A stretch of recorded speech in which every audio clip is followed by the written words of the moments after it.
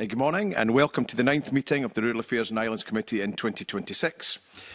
Just for your information, there will be a fire alarm evacuation exercise taking place in certain areas of the building at 10 a.m. And is expected to last 10 minutes. The good news is it's not expected to disrupt today's meeting, so it would be really appreciated if everybody could remain in the room between 5 to 10 and 10:15. That includes those in the public gallery, because if you leave the building, you'll be expected to evacuate and you'll end up outside for half an hour. So if we stay in the room here, we'll all be good. Also, can I just remind everybody to switch all electronic devices to silent. This morning we've received apologies from Emma Harper, and we have Tim Eagle and Rhoda Grant attending remotely. Our first item on the agenda is to decide whether to take item 4 in private. Are we all agreed? We are agreed. Thank you. And our second item on the agenda is an evidence session on wildfires in Scotland. Today's meeting, we're going to take evidence from stakeholders who have expertise and understanding of wildfires. And I'll ask you all to introduce yourselves in just a moment. We've allocated around about 2 hours this morning. We have quite a few participants, as you can see, and quite a few questions to field. So if I could ask everybody to succinct in both their questions and answers. If you just indicate to myself or the clerks if you wish to participate at any point, but there's no expectation for you to contribute to every question or every point, particularly if the point's already been made, or if it doesn't sit with your area of expertise. And also, you don't need to work your microphones. The gentleman here will do that for you. So, starting on my right, I'll ask the stakeholders to introduce themselves. So, Callum. My name is Callum Kippen. I'm here to represent the Scottish Gamekeepers Association and Bright Spark Burning Techniques. Thank you. I'm Robin Pateman from the James Hutton Institute. I'm an upland ecologist and interested in all things management-wise in the uplands. Thanks, Convener. Morning all. I'm John Henderson. I'm one of the Assistant Chiefs at Scottish Fire and Rescue. I'm the Director for Prevention and the Strategic Lead for Wildfire. Grant Moore, Chief Executive of Kingrams National Park Authority. Mike Rivington. I'm from the James Hutton Institute, and most of my areas of interest are in the impacts of climate change. Thank you.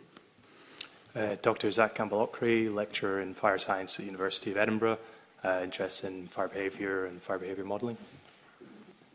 Michael Bruce, Firebreak Services Limited, but also Director of Glen Tanner Estate, Chair of the South Grampian Wildfire Group and Vice Chair of the Scottish Wildfire Forum. Sorry, too many hats. Thank you very much. So we've got a number of themes this morning that we're going to touch on. And the first theme we're going to explore is just exactly what causes wildfires and what develops fire-prone conditions. So my question is, what is the most common cause of wildfires in Scotland? Who'd like to kick off? John. Yeah, thanks, Convener. In terms of the, so I will get to answer the question, I promise. In terms of the conditions, the prevalent conditions, I think colleagues are probably better placed to talk than I am in terms of what contributes to those things.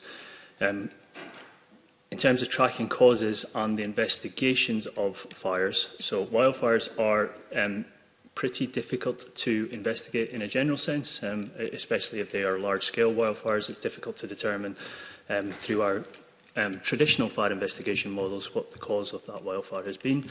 Where we tend to find out what the cause has been is through witnesses or the like of those things.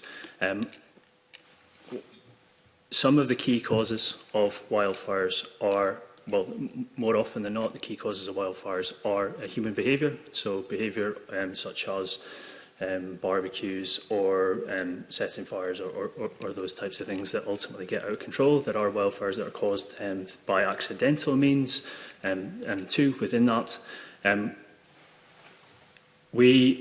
From a fire and rescue point of view and how we track wildfires and how we track the causes of wildfires, we're moving databases from, we use a UK national platform, we're moving to a slightly different UK national platform that should allow us to input that data more succinctly so that we'll be able to see that those causes more over time.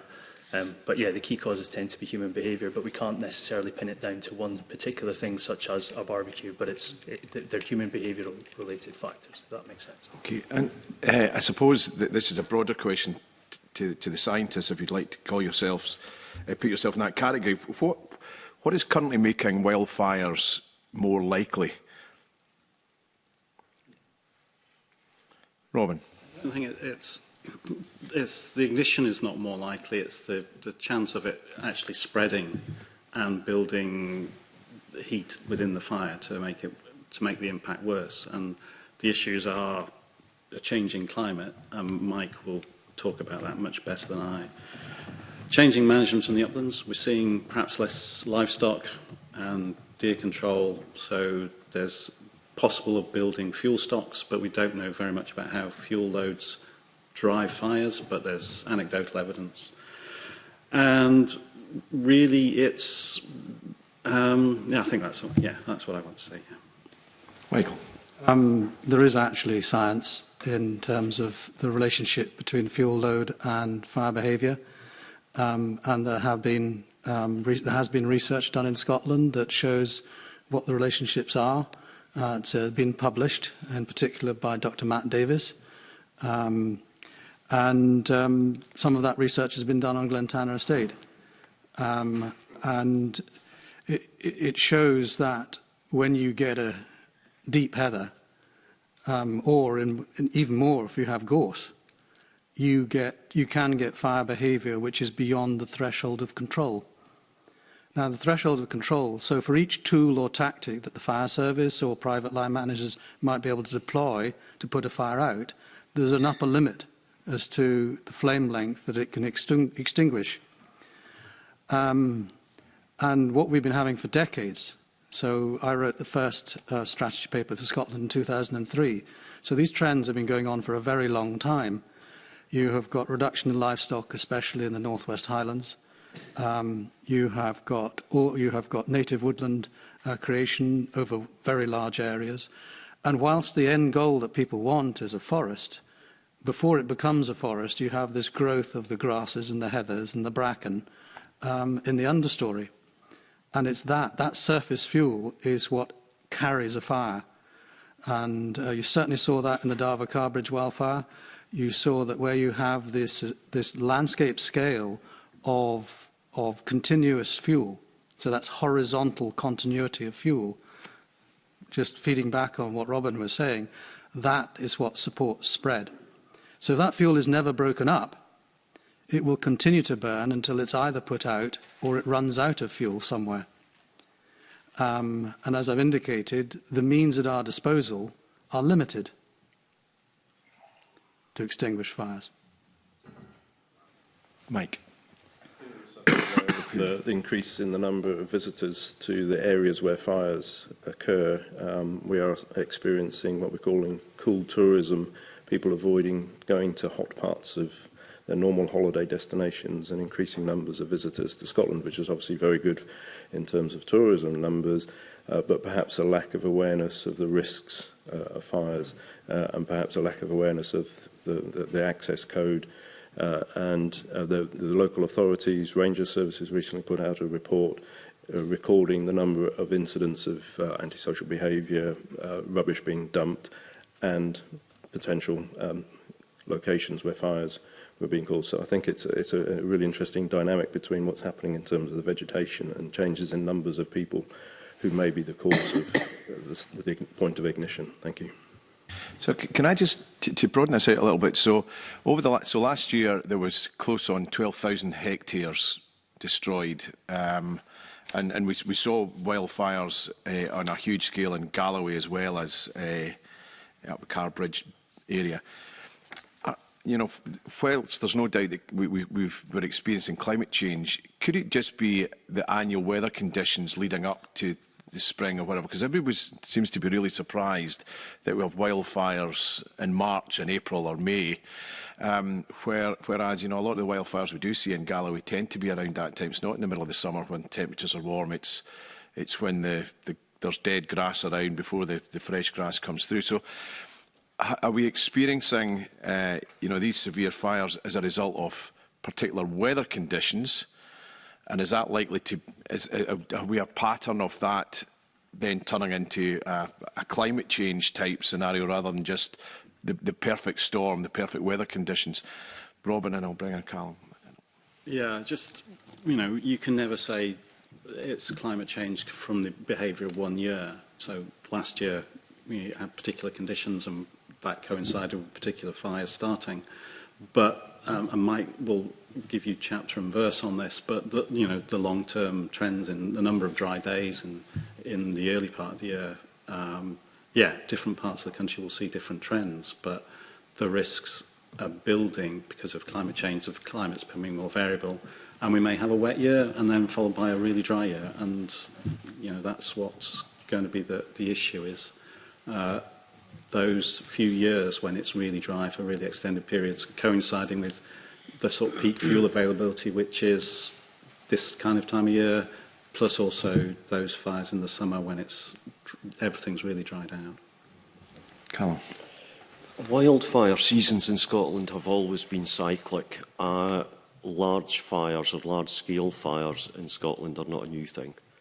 Do you know what I mean? If we go back to the Altlorgie burn in 1943, which was at Carbridge. So these fires tend to happen in much the same areas for different reasons. But the one thing that we have changed is land use change in Scotland, where we've taken away the herbivores. So if we run through 3 or 4 wet years, where it used to be, well, there was no wildfires, all that means now is vegetation growth. And then we move on from there, where we actually then have a proper wildfire season, as we saw last year. And from there, we hit the perfect storm. So the fires have become, of a greater ferocity and a greater scale. And that's a lot of that's to do with the fuel load. That's absolutely increased fuel load. Absolutely. Michael. To go back to talk a little bit about fire investigation, because there are international standards for wildfire investigation, but they're not part of the UK Fire Service training yet. But I do know that the National Fire Chief Council have got a project to actually develop a training project based on those international standards.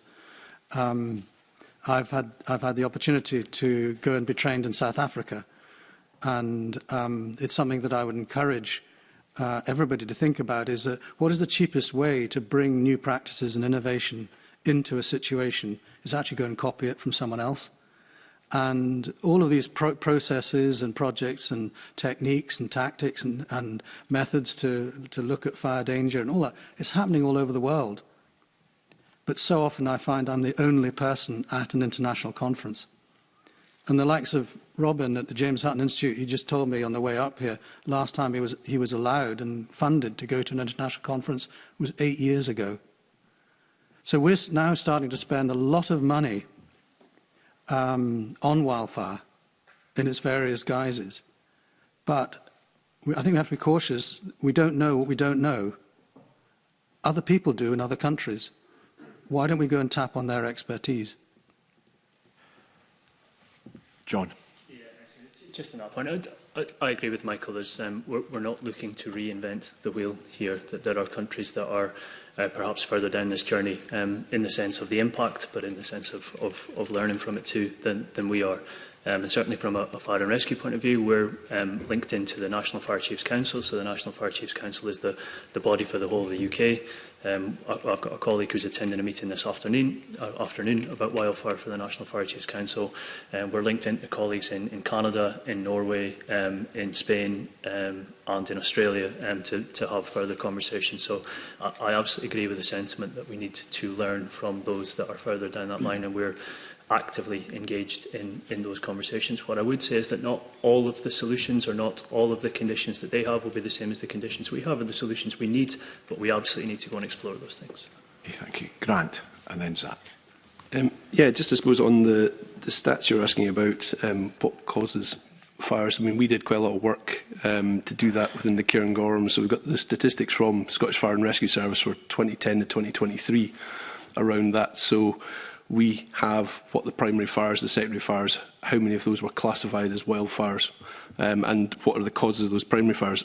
I would say there's lots of noise in those statistics because exactly what the cause is difficult to ascertain in every single fire. But we've already got those, we've published those, so I'm more than happy to put those in front of the committee in terms of what that looks like. But, we've got things like campfires with 13% of primary fires, bonfires out of control were 4%, intentional burns out of control 19%, and a whole load of other different bits within there. So we've pulled together those statistics, and we've also got all the Ranger statistics for the past 5 or 6 years as well, in terms of campfires, in terms of numbers of old sites and new sites put out as well. So all of that is in the public domain and gives a fairly good indication of some of the background information that you were looking for in terms of what are the primary causes of ignition. Obviously, it doesn't get into what's the land use around some of those, but it does give you a good idea as to what the primary cause of those are.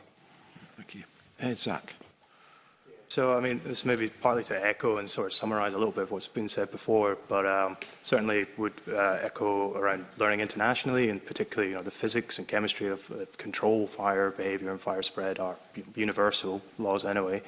But particularly when it comes to that short versus long-term aspect, I guess one central part of that is a greater fuel load that raises your level of your maximum potential fire intensity, or increases that available combustible fuel load. But that's not the only thing. If you think about making a fire at home, a little bit of kindling, a small amount of that compared to several large logs, different in terms of ignitability, but then again potential energy release. But that sort of hints at the other things that play a factor there. So the condition of the fuel, so the fuel moisture content, which is controlled by the humidity and the weather, and the size and shape of the fuel, the individual fuel elements, and then again, as Michael said, the continuity of the fuel, the way it's displayed, different species and fuel types. So that's all the kind of the complexity that then kind of bubbles in within that increasing fuel load, and in turn gets affected by those short and long-term factors. So short-term in terms of the weather conditions on a given day, for example, humidity, fixed factors like the topography, and then further forward, that's kind of where we see those short-term conditions essentially change in the long term as those climatic changes, land use changes continue on over the longer term. So just to kind of summarise that a little bit. Thank you. So looking back at this, the characteristics of wildfires, we are, as Callum said, we're seeing a perfect storm at the moment. So it may have been in the past that the reason we had a wildfire was because of load, and because that was a particular reason for it. Or another year it might have been because we had a particularly dry spring, or another year it might have been we had lots of wild campers out there setting lots of barbecues. But what we're seeing now is a combination of everything creating that perfect storm. I suppose my question is, given that we are more likely to see that perfect storm with all these conditions coming together with climate change and land use change and more people accessing the countryside, are stakeholders able to move at pace to address that? Are we doing enough to recognise that all these factors are now coming together far more regularly than they might have done in the past? Has enough been done to make sure that we up our game, if you like? Michael. So, the Scottish Wildfire Forum was established in 2004 after a particularly bad fire season in 2003. And we've held 2 national conferences in Scotland, one in 2015 at Cambuslang, the headquarters of the Scottish Fire and Rescue Service, and the last one in Aberdeen in December 2024. It is a voluntary organisation. It's a voluntary association that combines public and private sectors. Everybody who participates in it is doing it on top of their day job. There are no real resources behind the Scottish Wildfire Forum, and it desperately needs them. We've identified a huge number of smaller and larger projects that need, I'll call it cross-sectoral working. So they need people from different civil service departments and people from the private sector to focus on a particular problem, look at the regulatory constraints, the physical restraints, resource constraints, all of those things, and then actually deliver a little project. I'll give you an example, fire ponds, dipping ponds for helicopters. is going to need to involve NatureScot, SEPA, landowners, Scottish Forestry, you know, a whole range of different regulatory bodies and the private sector, because the private sector is actually going to have to deliver it on their estates. So that's just one example. Another one, creating maps that the private sector can share with the fire service, fire maps, response maps. It's a project that we've been doing for the last 6 to 9 months. And it's actually finally being resolved by the private sector. But then we're going to need some resources to actually publish it and train people in it. So we've got the ideas, we've got loads of ideas, big ones, small ones, but we have no resources to actually work in this cross-sectoral way, which is different. And it may be uncomfortable. Because people will be challenged about their own responsibilities and trying to find compromises that will actually work. So, I've said my piece. I've probably encroached on our next theme, which is on short-term, long-term management to mitigate. I'm going to bring in Tim Eagle. Thank you, convener.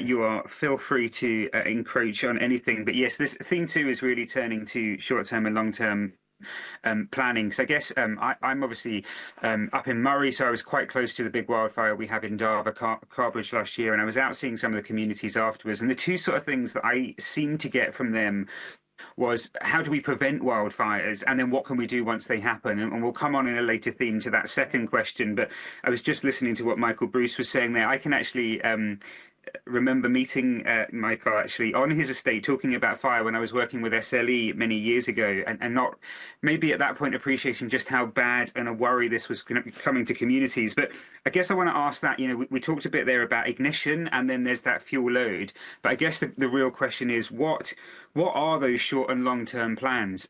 And I guess the question I feel I have to ask is around Muirburn. Does that play a part in active fire management these days or not? Because that's something that's been widely discussed in Parliament recently. John. I'll maybe try and touch on some of that and just echo maybe some of the points from Michael previously too and around the previous question. So the Scottish Fire and Rescue has invested roughly £2.5 million in wildfire over the last 4 or 5 years. And continues to invest moving forward. The Wildfire Forum that Michael makes reference to, I think, is an absolutely brilliant forum. It's chaired by one of my colleagues from the Scottish Fire and Rescue Service, and the beauty of that as a forum is that it encompasses what we're trying to do in this area, which is we're bringing the expertise of the landowners, the land workers, the land management sector, those that have real rural expertise in the conditions that are likely to be and the use of the land. They also have the geographical knowledge of the specifics of their area that we in Scottish Fire and Rescue can't have. What we in Scottish Fire and Rescue in the public sector can do is bring resource en masse to support that, so working together to deal with those things. So it's definitely a partnership approach as to how we deal with those types of incidents moving forward. What I'm very keen to do is we have existing civil contingencies frameworks and existing civil contingencies resilience partnership frameworks that are tried and tested for large-scale incidents, whatever that large-scale incident would be. We need to make sure that with the wildfire sector and the wildfire area that we don't move outside or too far away from those structures. So we need something that suits the specifics of the incident type, but if we've got structures that work, we need to use those structures that work. And that's what we're very, very keen to do moving forward. In terms of how we continue to do that in the future, Scottish Fire and Rescue has brought more assets online in terms of this year, working with Scottish Government and colleagues across environment and forestry. And from the debrief from the DAV incident, we have a national action plan with a total of 31 actions. That action plan is built around prevention, preparedness and response. So as much as we do focus on the response area, actually the prevention elements and being prepared for it is absolutely key. And what we'll be doing in the very short future is testing those responses more fully through the SMART2, the Scottish multi-agency Resilience and Testing and Exercise Unit will be testing that response, and will be specifically looking to test a response that considers a community evacuation procedure. So if we had to evacuate a village or a geographical location, how would we do that and what would those things look like? So hopefully that's covered off some of those points. And colleagues. Tim? Just quickly ask why John there is on. When I was out in Carbridge speaking to some of the local people, and maybe I've picked this up completely wrong, apparently some of the gamekeepers were telling me that there used to be a system where equipment on the estate could be used by the Scottish Fire and Rescue Service, and it was insured by them in the event, so they had equipment obviously that could get over the hills where a fire truck perhaps couldn't. But that's changed recently, and now the Scottish Fire and Rescue Service aren't insuring those vehicles, which means they can't be used. Is that correct? And if so, is that a concern that you then don't have access to that equipment? Yeah, thanks, thanks, Mr. Bago. I'm unsure. Apologies for the crossing terminology. So I don't know the answer around the insurance. That's not something that's come across my desk. We do we have our own equipment, and we do use the support of the landowners and the estate workers and their equipment to access whatever we need to do, and we use that across a variety of different incident types. What we have, the expertise that we have in Scottish Fire and Rescue is around dealing with fire in a variety of different settings, but it's also around bringing that resource and that command control function to an incident, so to try to safely resolve incidents. And as I said, through areas such as the Wildfire Forum and through some further training that we're going to do is developing that model to allow the expertise in the specific area, so wildfire or geographically, to be applied within that structure that is designed to keep everybody safe at an incident. Does that make sense? So that command and control model is designed to keep everybody safe at an incident. So to use your example earlier of the fire alarm that's going to go off in this building, if there was an incident at the building, we would have a structure where nobody else would be going in apart from us or apart from specific expertise. It's the same types of thoughts at wildfire incidents to make sure that we can coordinate that response so we don't put people at unnecessary danger. And in terms of equipment, we need to be assured that the equipment is up to the standard for us to use it. So. Okay, thanks. I've got Callum, Michael, then Grant. Hey, Tim's question's actually really interesting in the respect that, Muirburn plays an important role. I mean, from a personal point of view, the estate I work for has invested over £500,000 in firefighting equipment over the past 15 years. When Carbridge Dava happened, there was over £3.5 million worth of private equipment taken to that fire. Because we put a call out, or Michael put a call out for help on the third day, and it arrived from all over Scotland. Now, if you take away the right to Muirburn or make it especially difficult, will these landowners keep up that amount of investment? It would be very, very unlikely. And I mean, the other point, for Tim, that at the end of the day, a large part of that, especially on the Carbridge end, that fire was much easier to put out because of the amount of Muirburn that had already been done. So if we lose that, even if we lost 25% of that amount of Muirburn, then a fire becomes much, much more difficult to control. Michael. I'm going to quote from a United Nations document called Spreading Like Wildfire, the Rising Threat of Extraordinary Landscape Fires. And it says over 50 experts from research institutions, government agencies and international organisations from around the globe have contributed to this report. Their findings are that while the situation is certainly extreme, it is not yet hopeless. And in particular, they say, however, to reduce the outside costs from damage and loss, which greatly exceeds all spending on wildfire management, we need to rebalance our efforts. Countries may consider rebalancing investments by up to 1% for planning, 32% for prevention, 13% for preparedness, 34% for response, and up to 20% for recovery.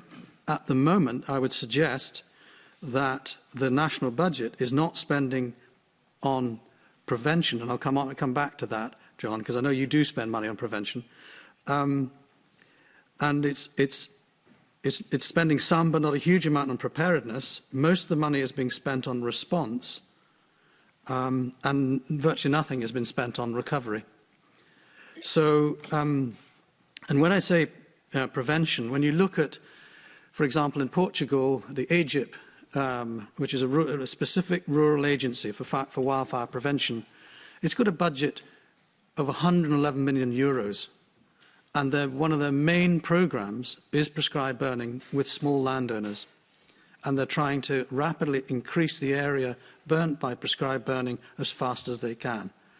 Because managing the fuel is one of the few ways that you can, as a land manager, you can actually control the situation that you're in.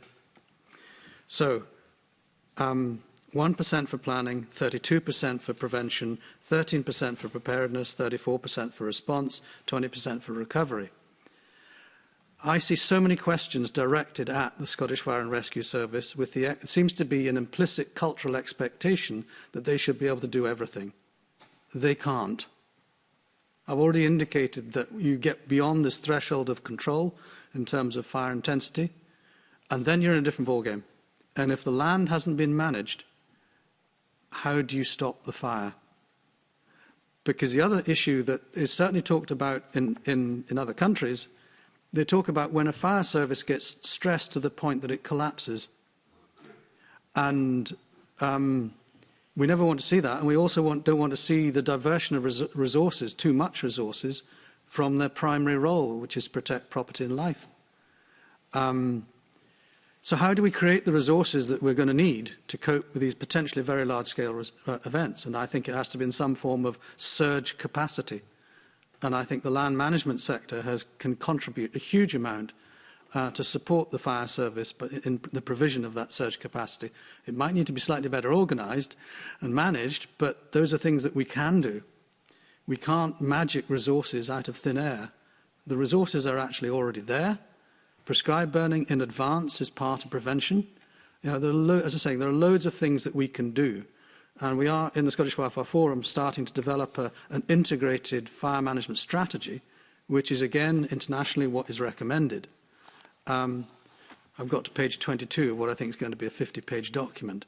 It's long, it's complicated, it will take time.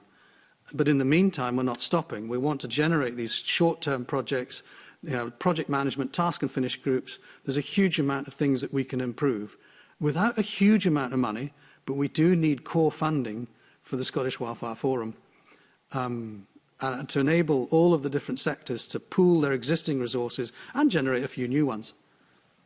Thank you. Grant. Yeah, quite a number of points. So just on the insurance point that Tim brought up, because I think it is a key one, is that we've got meetings coming up with the Association of British Insurers that are happening over the next couple of days, exactly around these issues around the insurance both on estates and people having workers on other estates dealing with wildfires and the different approaches from different insurance companies, because it is an issue and it's something that we've got to get to the bottom of, and it also ties in with health and safety type stuff as well. So there's quite a lot in there that I think needs to be unpacked and make sure we've got the right approach going forward.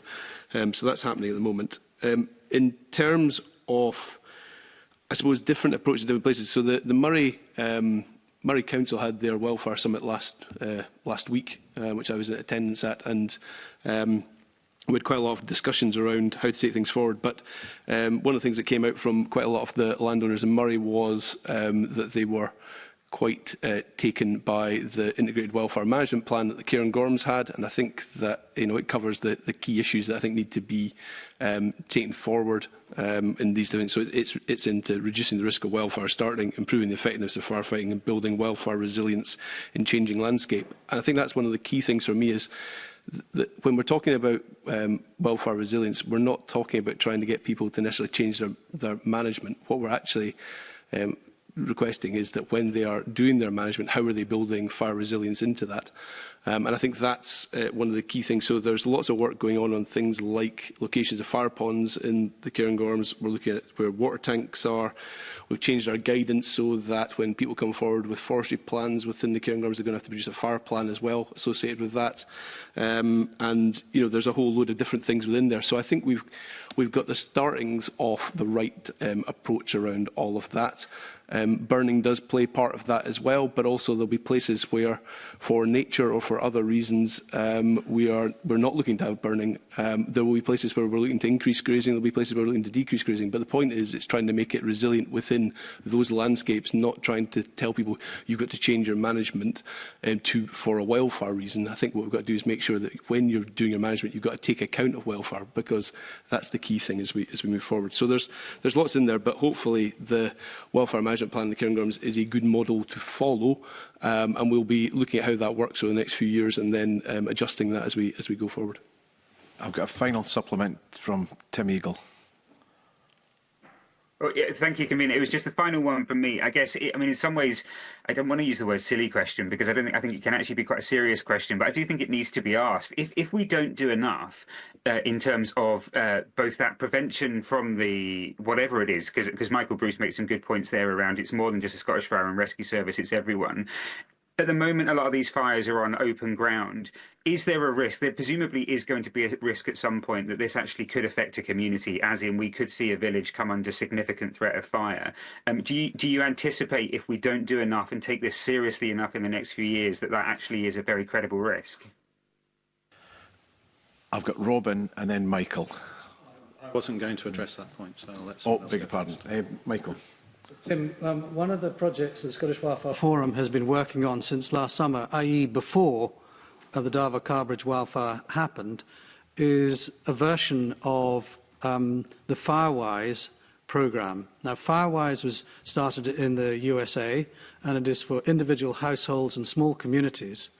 There's an equivalent and separately generated programme called Fire Smart in Canada, and we've been evaluating both approaches. The existing guidance from the Scottish Fire and Rescue Service includes quite a lot of the Firewise information within it, but it's very much a community activity. So you need an activist within a community to actually address the issue for the community and to bring on board all of the individual households in that community. This again, as I'm saying, is we've got the international examples, and so at the moment with the chair of the Scottish Wildfire Forum, John's colleague, we're approaching the Canadians to see if we can get the Scottish Fire and Rescue Service to become the holder of the licence of Fire Smart Canada. And then you can access all of their material. And so we don't need to start this thing from scratch. But we do need to have this international outlook to make sure that we can speed up and that we can access programmes which are immediately relevant to our needs.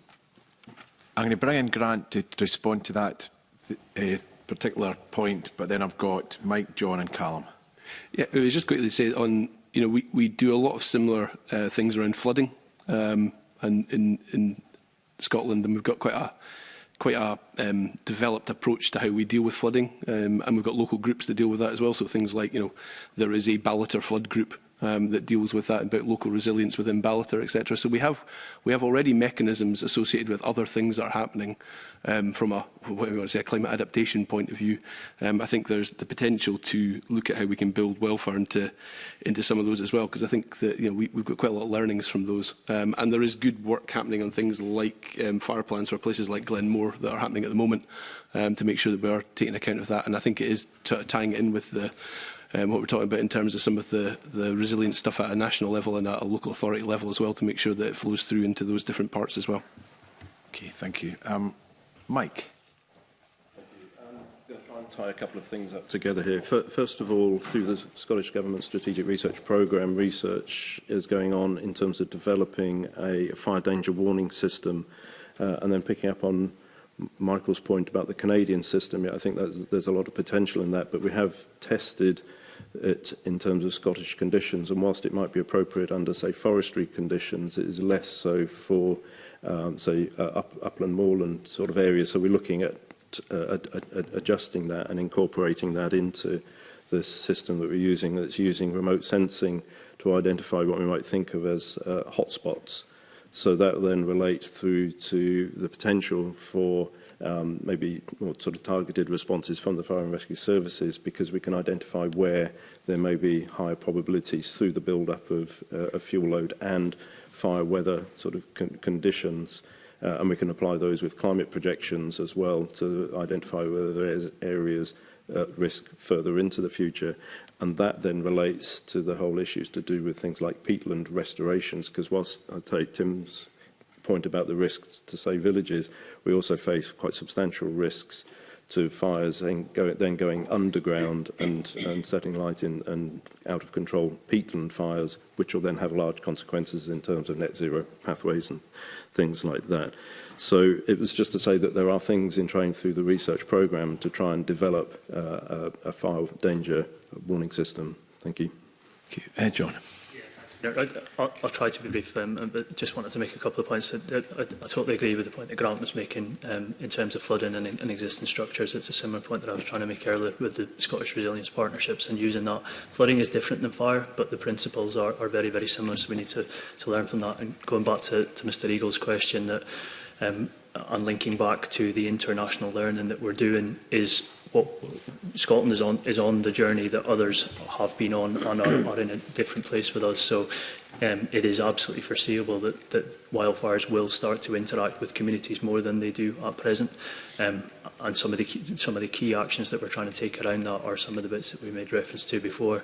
The warning and informing system is really key within that. So it's not just having a system that can predict a wildfire or say that a wildfire is here and put out a message. It's the communities understanding what to do when they receive that message and what action needs to be taken by which individuals at which points.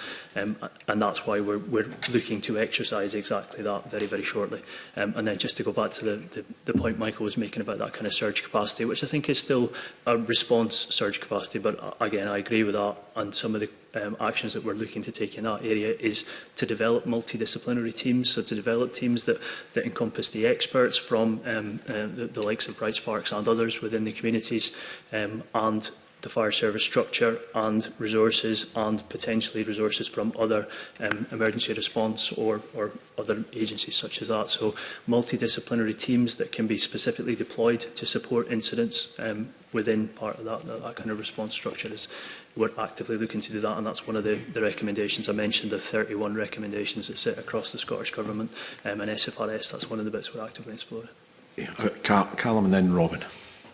To answer Tim's question, yes, there are villages within the Highlands that are in imminent danger from wildfire. 2019, it was only topography that kept it out of the village of Tomich. That was the Cannock wildfire. Carbridge fire could easily have ended up in Granton-on-Spey, but the other thing that we have to consider with these large-scale wildfires is actually public health from smoke. You know, it's something that we don't address, and it's something that we really have to pay attention to. It's not just about flames.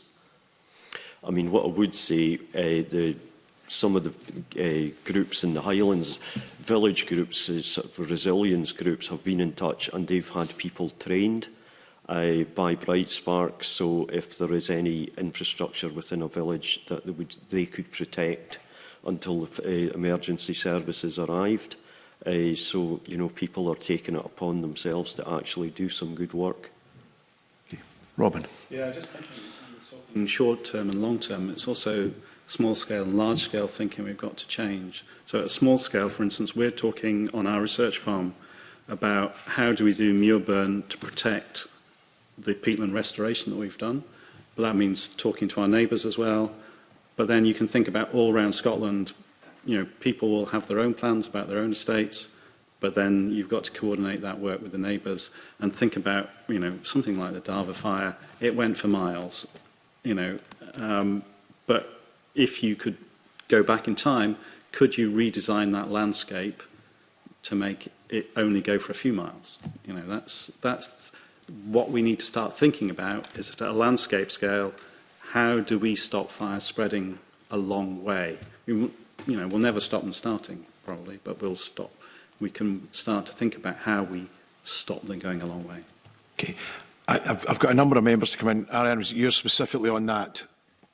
Yes, I mean, I think it's been that how do we stop that? How do we redesign the landscape? I think that's been floating around in the conversation. I'd like to nail that bit down a bit, because we've heard about the need to break up the horizontal fuel load.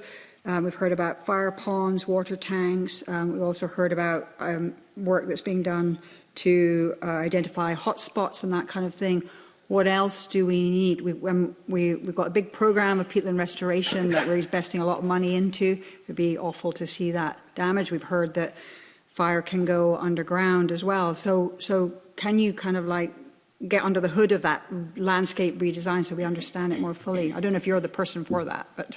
Probably not, but to start off the discussion, you can perhaps sit down with a map and say, you know, if the fire started here, where can we stop it?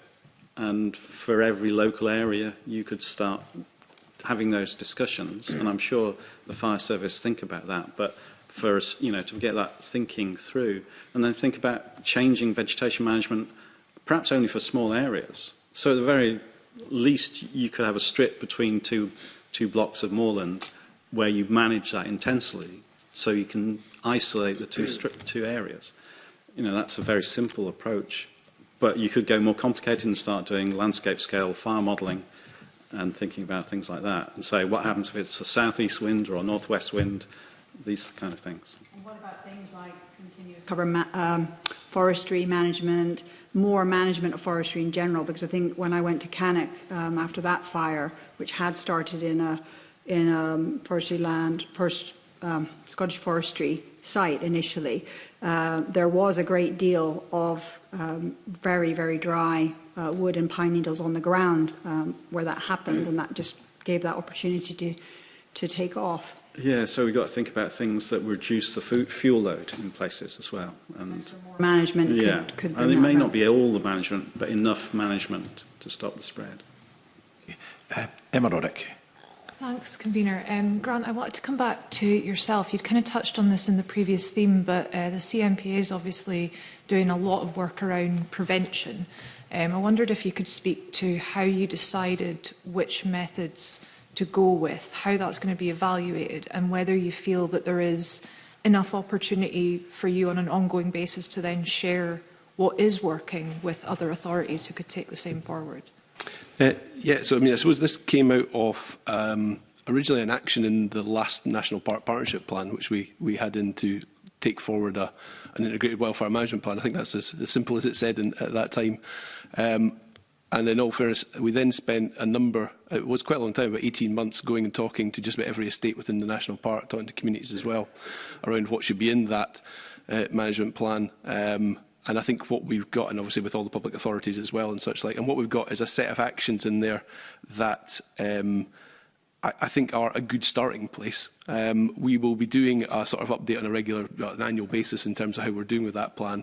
You know, we're coming up to just about a year into it in June. And we'll be producing a report on that. We'll be doing that constantly as the years go by. I think the key thing for us is trying to make sure that we're covering all three different areas. There's, I suppose Michael and others have said, there's quite a focus on whenever there's a wildfire about how you get the right resources to put out the wildfire. I suppose what we're trying to do is to come at it from the other end as well, which is do we have the right things happening in the landscape that gives us a good chance of either reducing the amount of ignitions, so that's where I suppose things like the bylaw come in, that we're putting in place starting on the 1st of April, then talking to all the different landowners about their management and about how fire prevention goes into that and resilience around that. And that's where we've got things like forest plans and things and making sure that they've got the right things. But it's looking at grazing in woodlands. It's about re-wetting some of the uplands as well in terms of peatlands. You know, there's quite good evidence coming forward now about some of the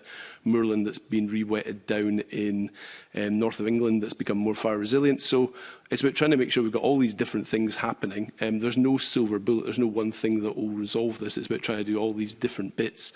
And at the same time, we've got things like our Climate Adaptation Fund, which is funding things out in the park for businesses and for communities as well that can put in bids for that. And we've got that open at the moment again. And it's not just about fire, it's about other things as well too, climate adaptation. But it's been, I think, just over £600,000 been spent through that in the past 2 years. So we've got the right, I think, the right level of resources to try and take forward these things, and we'll tweak it as we go along. I mean, if there's things that come out, that better research that comes that says that we should be doing something different, then we'll take account of that and make sure we're doing that. And I think it ties quite nicely with what's happening at the Scottish Fire and Rescue Service side as well. In terms of other places, I think Murray being, I suppose, the other one that's obviously right centre in there, eyes just because of what happened in Davos, so we're working very closely with Murray Council around that, but we're more than happy to talk to any of the other councils across Scotland or anyone else about what we're doing in the Cairngorms and seeing if we can help to replicate that in other places. That kind of sounds like it's relying on, people coming to you and saying, can you give us advice, or working with you proactively. Do you think there needs to be more of a coordination piece there? Well, I'm hopeful that what's going to come out nationally will help to do some of that, actually, in terms of those actions, which will then, because a lot of what is in the Integrated Welfare Management Plan has been replicated in some of those things in terms of at a national level. And I think what hopefully that'll be is that some of that learning has gone into that, and we'll be able to do that. But more than, as I said, we're more than happy to talk with people. And I think there are some good discussions happening with different organisations across Scotland. It is definitely coming up the agenda in terms of all these things. If I look back and if you go back, 2 national partnership plans ago, I don't think wildfire featured in it, and it's probably going to be, we're just writing the next one now, and I think it'll be quite a major topic within there, along with flooding and drought and all these other things, because the adaptation side and the climate modelling that Mike's done for us around consecutive dry days, consecutive wet days, all the climate modelling, all points that adaptation is going to be probably the key thing over the next 10 to 15 years around land management in the park, and how we deal with that, both in terms of the public sector and the private sector, and how businesses react to that in communities is going to be a key point.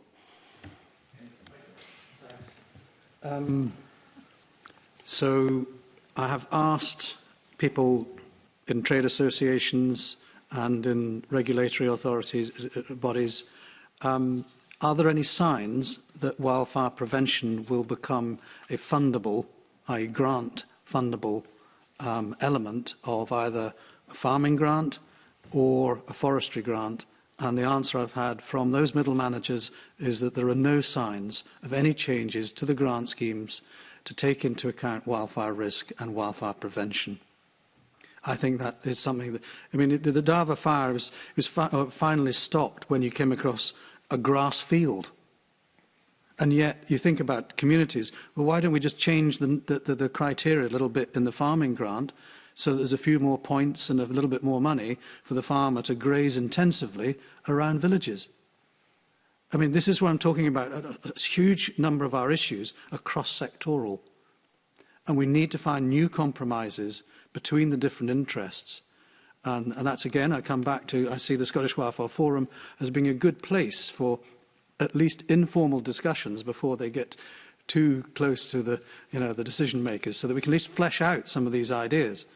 So that's one. The other thing is we do have a Scottish fire danger intelligence system, which I've been operating since 2014.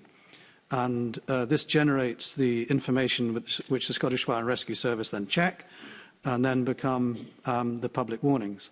But we're trying to improve the resilience, because at the moment it's just one person who's doing it. And we need to improve the resilience of the system. But we do have something which does work for open ground. And here I don't agree with the James Hutton Institute. And also, when you look at the recommendations that come from the Landscape Fire Governance Framework, which is another international document, it says that the first thing that you should do when you're trying to develop a fire danger rating system is develop accurate fire behaviour models. And best respect to James Hutton Institute, I know a lot of you, I work closely with you, but it's actually our colleagues, the fire engineers, who need to be heavily involved in that project. Now, I'm hoping, again, cross-sectorally, that the money that is going to wildfire through RESAS will create teams, interdisciplinary teams, that includes fire engineers, because the statistical work that I've seen in the reports that I've seen so far don't actually address some of the questions that you need, or the answers and outputs you need from a fire danger rating system. They're statistical approaches, they're not fire behaviour approaches. Emma. You talked there, Michael, about the need for a cross-sector approach, and the forum's a good place for informal discussion, but maybe not the driver of actual change or coordination. Where do you see that sitting, or should the forum and its members have more of a role in directing policy? It's not a policy. It's not a policy-making body. It's not a policy-making body. It was set up to inform and advise. we see that the people who've come in interested and involved in it, yes, they're the type of people that you would want involved in projects. But as I've said before, I think a lot of the projects, some of them are small, some of them are big. You know, you have the authorities, the KNGOMs, who've got resources, who are doing things. There is a coordinating role, there is a governance role, there is a sifting of ideas role, and then there is, you know, setting up a little project plan, working out how it can be delivered, and then giving it to an appropriate agency, executive agency, to actually deliver. But if you, as I know, I mean, you want to try and audit and show that the performance, you know, you're monitoring performance. But I think a lot of these projects are going to be quite small scale and they need to happen cross-sectorally. I mean, it's very open. I mean, you know, we have representation from all different sectors in the forum. But I think, you know, it's going to need time to develop its ideas.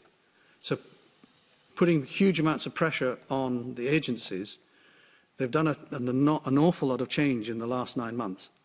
But we now see that followed through into actual implementation of projects. And that's what I'm saying is we need to have some form of project management system that's guiding these projects. The actual individual projects, I think, will be run by a variety of different organisations. So if not the forum members, who should be driving that implementation? Let's get a plan first. John and Grant. On that point, because it's that there's an oversight group that's been set up, welfare oversight group, which SFRS, Scottish Government, ourselves, Scottish Land and Estates, and a few others are on. That is, I suppose, trying to do exactly that, which is what are the key actions at a national level to take forward, which is what John was talking about in terms of those actions. I think when that comes out, hopefully the governance will be around that as well in terms of who's responsible for what within that will be set out clearly in that.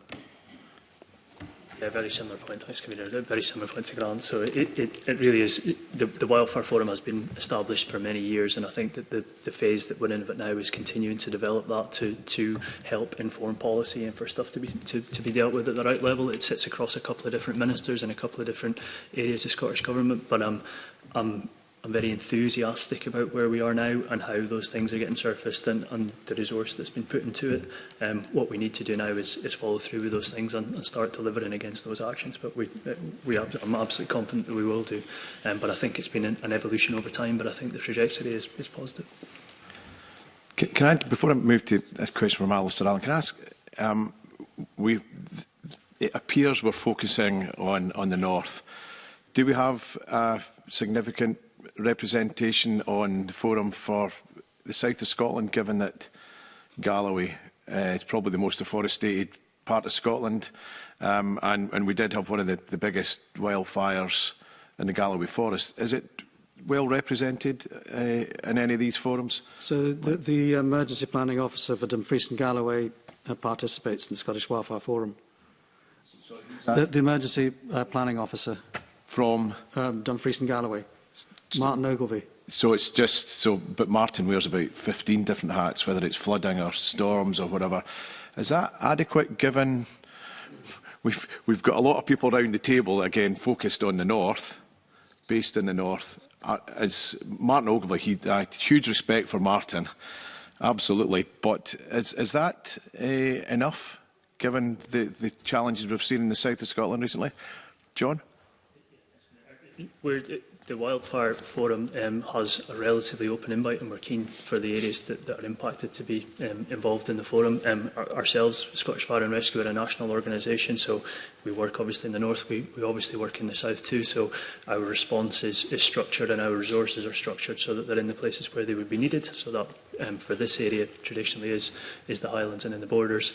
And we also work with cross-border with Northumberland Fire and Rescue and a few other fire and rescues in particular to make sure that we have the right resources in place to respond to those incidents. But from a Scottish Wildfire Forum point of view, there's certainly an invite for the borders to be involved, and I do think that we do feel that they are represented. But if there's other areas or other people, other agencies that want to be involved, then we'd be more than happy to accommodate. Thank you. Alistair. Thank you, Convener. Some of these issues I'm raising have been touched on, but I'm interested in what Michael Bruce was talking there about, the role of working with the agricultural sector and, to put words in his mouth, creating resilient landscapes. So I'm interested to know more generally what people feel about the relationship with land managers. In my own area, I would think of crofters in that context, but obviously that applies to all sorts of land managers. And how we manage specifically the issue of muirburn, for instance, how we keep a sense of responsibility and a sense of skill in the sector of all land managers for dealing with that issue, rather than pass all the responsibility off onto agencies who are, as we've heard, quite pressed. So just people's thoughts about all of that, and finally, also the legal angle on muirburn as part of land management and how that can be managed going forward. Kick off. Zach. Maybe more general comments, and then others can come in more specifically. Staying aside maybe from the legal aspects around the new bill, but just thinking more broadly, I think there's definitely a big element around maintaining those skills. That's something that I think has been shown internationally as well. So the work that myself and colleagues have done in ecosystems around the world, one of the most successful approaches is twinning, whatever it is. For me, it's coming from an academic perspective, looking at modelling tools, things like that.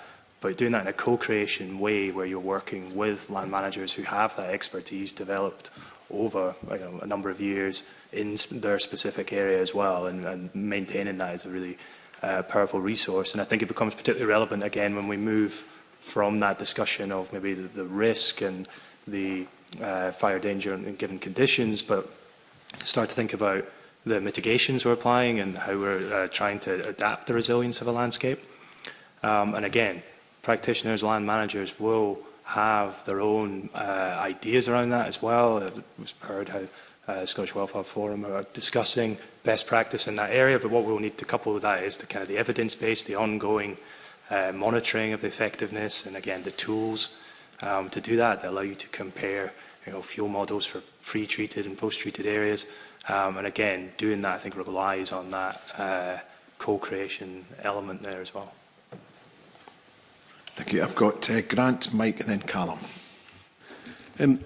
Yeah, I mean, I think that we've got good relationships with land managers in the national park in terms of this discussion. We've got a fairly regular catch-up with all the land managers in which we talk about many things, but wildfire is always one of the topics that we usually cover within that. I suppose there's things that we need to have a think about, and certainly we are thinking about both at a national level and others, is that at the moment there is a reliance on voluntary help to come in across a lot of these things to make that happen from estates across the country and farmers as well, and others who get involved in terms of putting fires out. And without that level of resource that sits alongside the SFRS side of things, then we would not be able to deal with the wildfires we have.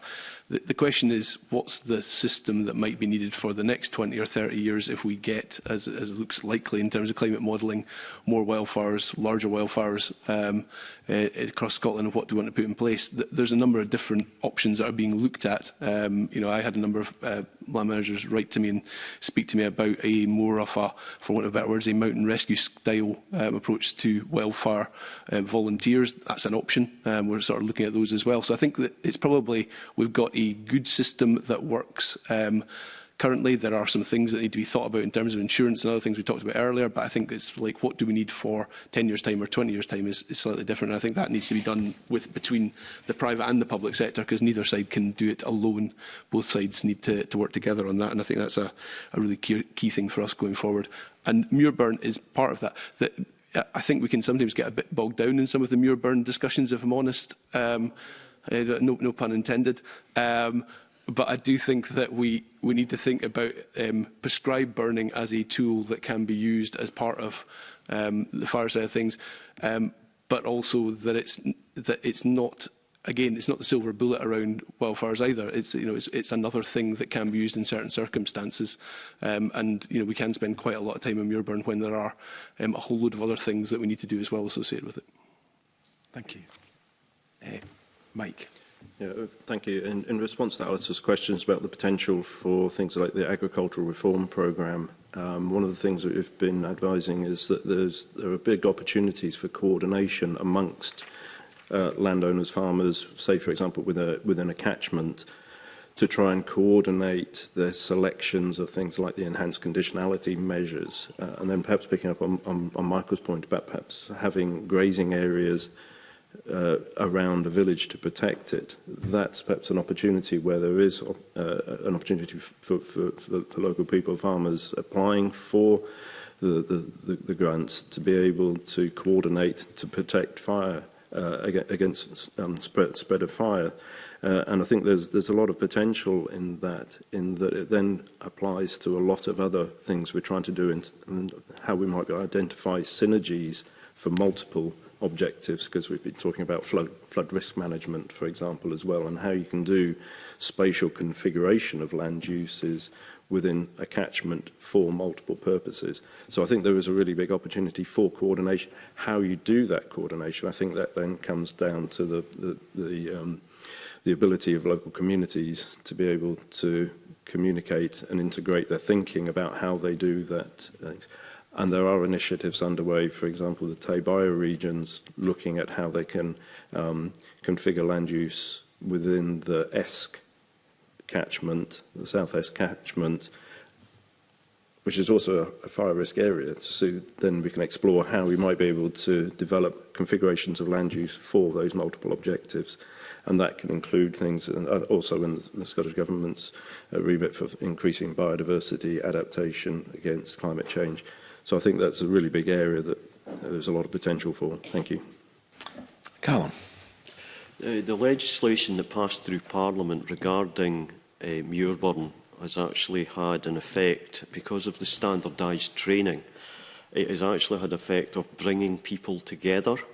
So because of the tie-in between Muirburn and wildfire, conservation groups, gamekeepers, crofters, communities, because of the training, we've actually, it's ended up as being a really, really positive thing, and we now have a better relationship with Scottish Fire and Rescue Service than probably we've ever had.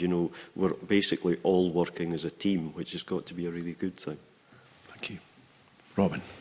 Just one final point about Muirburn is we have a new system coming in where Muirburn for management for wildfires is an option for peatlands, and we have to understand how NatureScot are going to interpret that, and that needs monitoring. So if they're too conservative, it might mean we have higher chances of fire spreading. So that's something that needs keeping an eye on. I don't know how it's going to develop and how they're going to think, so it's just an open question. Thank you. Michael. Just to go back on the crofters issue, I participated in a meeting at Slate, and the crofters there were saying it was really quite difficult to get organised for Muirburn. And I said, OK, so what time horizon do you need to get organised? And they said 3 days. So I then said, well, you can use the European Forest Fire Information Service and the fire danger classifications, which I use, to give you 3 days' notice. And a few email exchanges, and I taught them the system. And that system could be applied across the country in terms of risk management for all Muirburn. We use it on Glentanner Estate. But I've got a hurdle I can't get beyond, which is that to give information about a risky activity, to give advice about a risky activity, you need to know how that advice is going to be used contractually. So there would need to be a contract between the person giving the advice, the training, and the person receiving it. And there would need to be clear boundaries as to how that advice was used. But at the moment, there is no setup that I can work within. There's no support for the crofters to come and say, OK, Michael, we want you to train us in how to use this system. I can devise a little training scheme. I could even do an online training scheme. But because there is no support for wildfire prevention measures in either the agricultural or forestry grant schemes, there's no funding mechanism for the people who need to undertake that activity to support them. Robin. bigger risk out west. I worked in a couple of places where the number of active crofters is really far too small to imagine them being able to respond. So if we did some work in Trotternish, if a spark went up and set that ablaze, there's just not enough crofters, even if they were trained, to be able to fight that fire. And I'm not sure where the nearest fire appliances would be. So we have a manpower problem in many parts of the country, I suspect. And the further north and west you go, the bigger that manpower problem might be. Ariane Burgess. Thanks, Convener. Just something that popped up in this conversation around the kind of needing to look at kind of spatial management of land management and the idea of grazing around a village or a town. Is wildfire management consider? So I know in local development plans, that's where I'm going. In local development plans that councils need to bring forward under planning, they're doing work around looking at climate in general. But are local development plans are they involving wildfire in that space at all? Grant. I should probably answer that because our LDP is going to the committee in a week's time. I don't think I'll need to go back and check, but I'm not sure whether that has come through in terms of LDPs in this current round. I suspect probably not. It's probably something to have a think about. It has come up in some of the local place plans, I suspect, in community action plans at the local level. I think one of the other places which there's a good hook on a piece of legislation that's been passed in this Parliament is obviously that all estates over, I think it's 1,000 hectares, doesn't have to produce a land management plan under the Land Reform Act that was recently passed. And I'd have thought that one of the key things under that, having a land management plan, is having as part of that, what is the fire plan for that estate as part of that land management plan. So if you're being required to do that anyway, then make sure that fire is part of that land management plan. I think that's something that we certainly would like to see going forward with that bit of, now that that's in place, it seems like a good hook to use. But I'll certainly look into the LDP side. It's just in reply to Robin's question about lack of numbers of people to put fires out. We've never actually been better at putting fires out than we are now.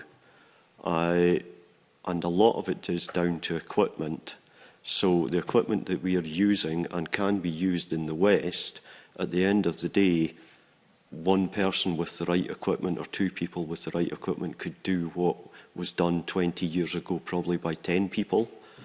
We're training people out in North and South Uist this weekend. We have trained 30 or 40 people in Skye already. So, I mean, it's not, I don't want people leaving this room thinking that the West Coast and the North Coast is a lost cause because of lack of numbers. It's getting training and getting equipment is the big key to it. Okay. I suppose my final question in this section probably leads on nicely. It's about tackling fires before they get big, so that a couple of crofters can deal with it before it becomes a big issue. And Zach, you're working on technology that would predict fires far more accurately, and I assume from the notes we've got, suppress or put in actions before that fire starts, or indeed before it gets to a point where it's a wildfire. We've seen a 5G centre set up in Dumfries that works on the Internet of Things and has monitors all over rivers and catchment areas, whatever, which will accurately predict when flooding is likely to occur, even weeks before, by looking at weather forecasts, whatever. The committee recently visited SAMS, where they're working on models to predict when we're going to get influxes of micro jellyfish around fish farms. So how big a role is the work that you're going to be doing, or you're currently doing, going to be around? I'm trying to think the word preemptive strikes, if you like, where certain conditions are improved because of the modelling that you're doing. Is that something that we can look forward to in the next few years? Yeah, I think there's a few things there. I mean, I think the first thing is probably to point back a little bit to what Michael said about the the fire danger rating system we do have, or the warning system we do have, that then feeds into the Scottish Fire and Rescue Service, which, as I understand it, is intentionally meant to be rather a little bit broader in scale in terms of how that's broken down throughout the UK.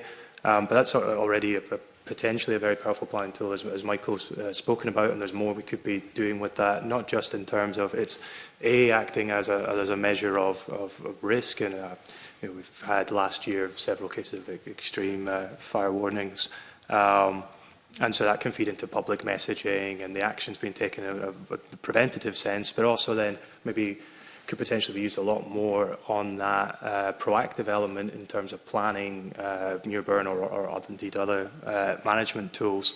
So I mean, I think that's something that's there and has the potential right now to be used a lot more with adequate resourcing to support that, and we've heard already some specific suggestions about how that can be done. So I think if you're talking about in terms of now and in the next few years, I think that's a really powerful area to focus. I think where some of the other modelling comes in then is moving on from that overall risk and into then looking at effectiveness of treatments, planning, prioritising different sorts of treatments. That's where the fire behaviour modelling can come through a lot more, and again augment and support the expertise we already have amongst our land managers in terms of if we want to put fire breaks into landscape, or you want to compare different proposed mitigation strategies, then you can do that and look at things like how is your fuel load reduced, what fire intensities and spread rates would you get under different conditions and things. But that's again where maybe this the work that I and others are keen to do is around understanding the correct sort of fuel models and fire behaviour models to do that. One of the challenges we really have with that is that those are what we describe as often largely empirically based, even if there's a physics framework around that, and that means they are appropriate to the conditions under which they were developed. So they draw on experimental observations, field observations, real data, but you can't just transport that outside of that context and assume it will work. So, for example, if we look to take fire behaviour models directly from Canada, the US, we're going to run into challenges with that. They're designed for different vegetation types that respond differently in terms of moisture and fire. And then also thinking into the future as well.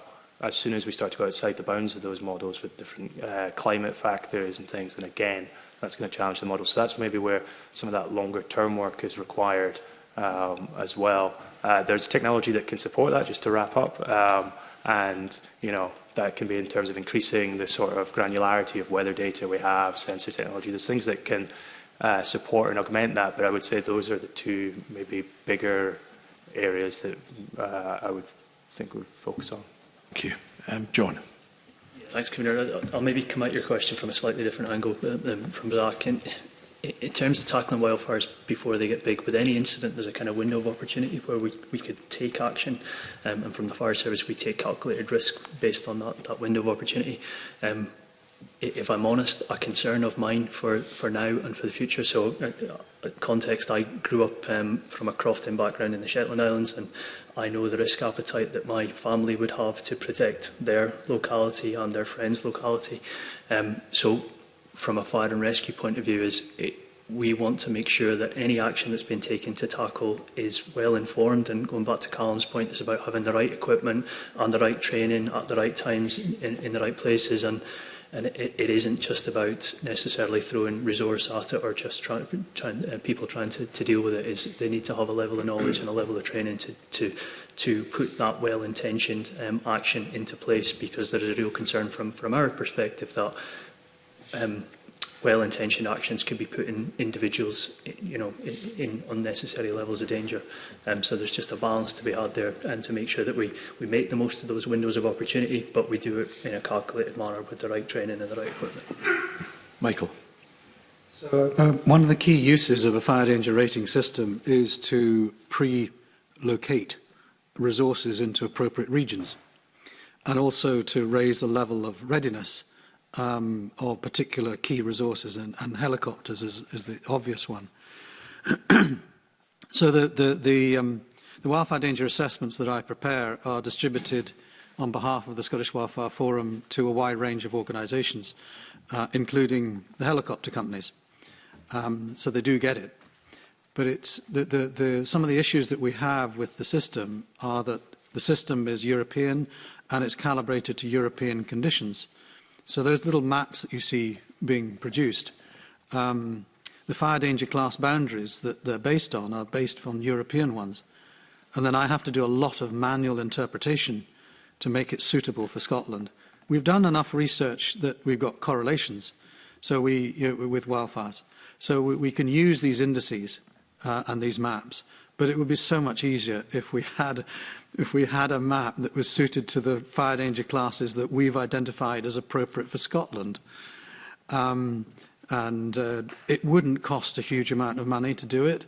It would improve the resilience of the system so that it's no longer totally dependent on one person, me. And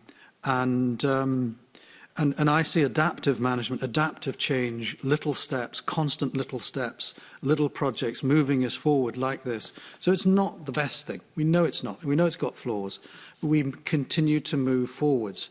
And we know we're going to make mistakes as well. So it's this acceptance of adaptive management, acceptance of innovation, taking risks so that we actually move forward to address the bigger problems.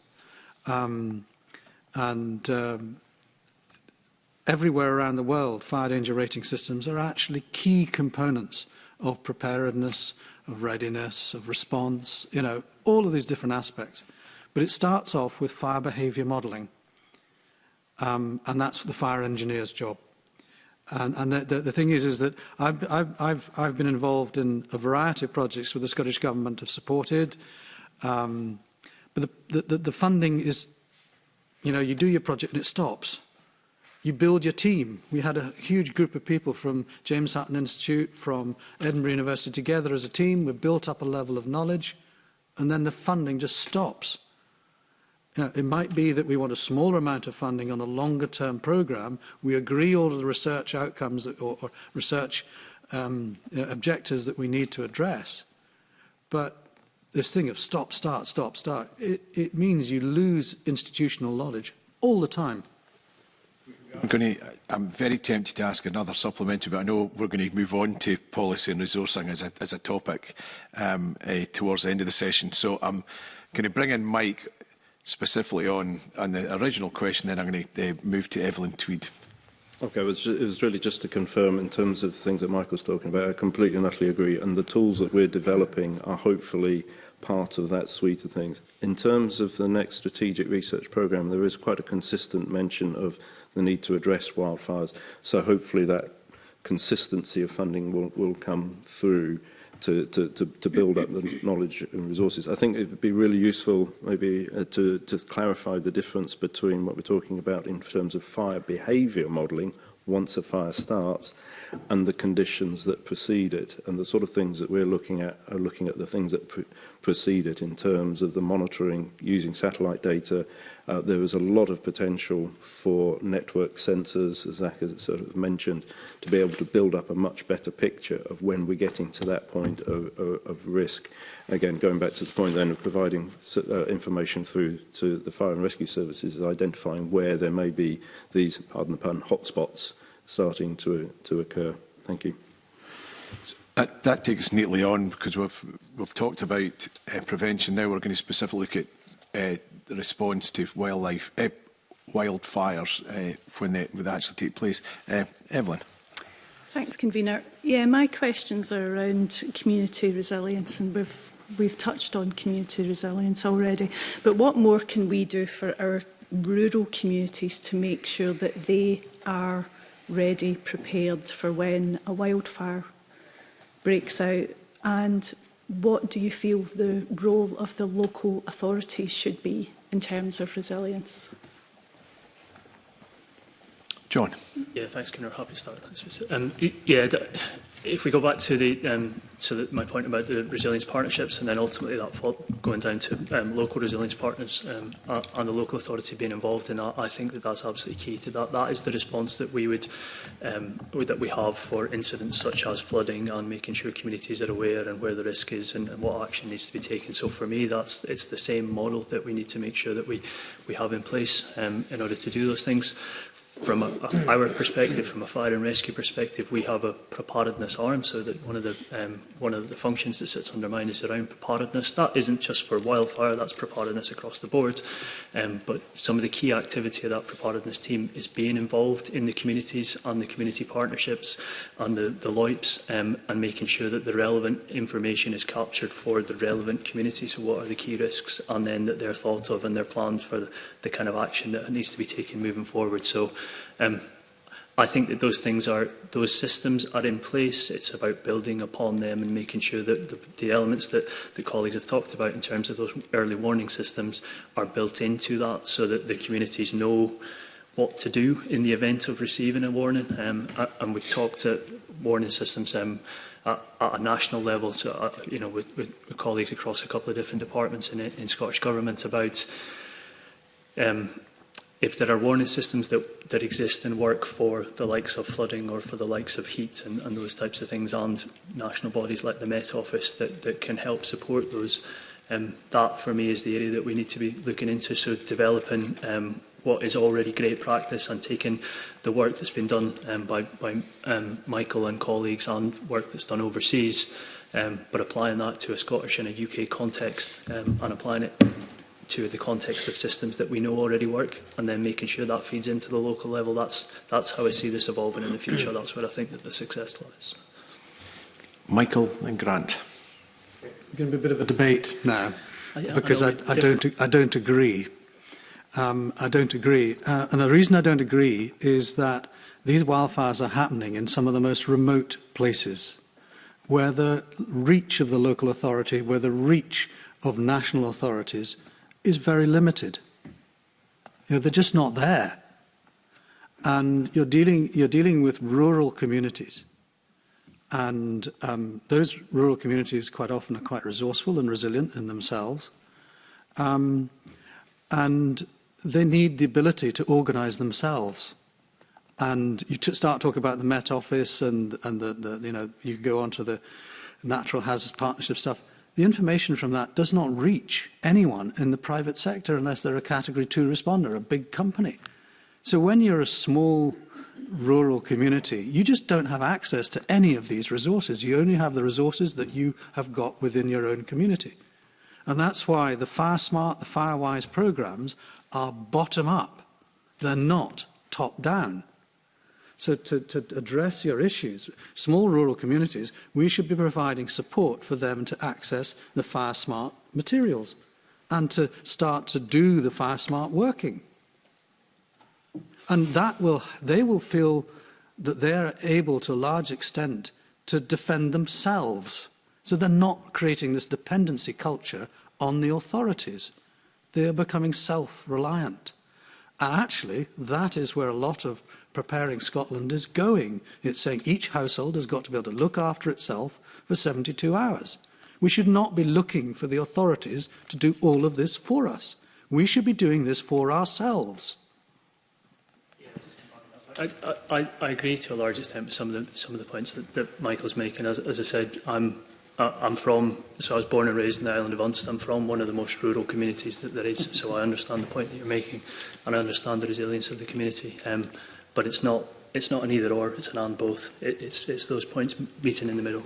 And it isn't about the state stepping in to solve everybody's problems, but it is about the state providing the resources and the additional solutions for the answers that are already being made on the ground. And as I said, those things, they work. We know they work because they work across a variety of different types of incidents. So there's no point trying to reinvent that wheel. What we do need to take is the context and the learning that we've got from the experts and the specifics and apply it and adapt it to what we need to do. But as I said, it's not an either or, it's an and both. It's about top down and bottom up and meeting in the middle. I'm listening to this and there is examples of where it's worked and where it hasn't worked. So again, from a constituency perspective, we see guidelines handed out by the local authority under the guidance of Martin Ogilvie, award-winning Martin Ogilvie, when he looks at community resilience, where we've had certain villages and towns purchase hot water bottles, gas heaters, cooking utensils that are stored in the village hall. They have stickers that appear in windows to make sure everybody's okay, and that's for storm incidents. We have other communities that are particularly educated and well informed when it comes to flooding or storms. We had Storm Arwen, and we had some particularly good communities that ticked every box, working with the local authority, working with the Fire and Rescue Service, working with Scottish Power, but there were communities that were completely left with nothing. And that's because the chair of the Resilience Committee had retired and there was no succession planning, there was nobody knew who to ring or whatever, and these communities were left particularly vulnerable. So there is that grassroots up, top down, and it's getting the balance right, and it's whether these smaller remote communities have the go-get person in that community that's actually going to do everything that that community actually needs without the hand-holding.